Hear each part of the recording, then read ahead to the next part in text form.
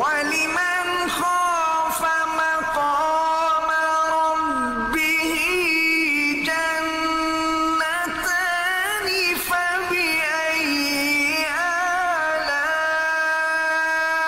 آلاء ربكما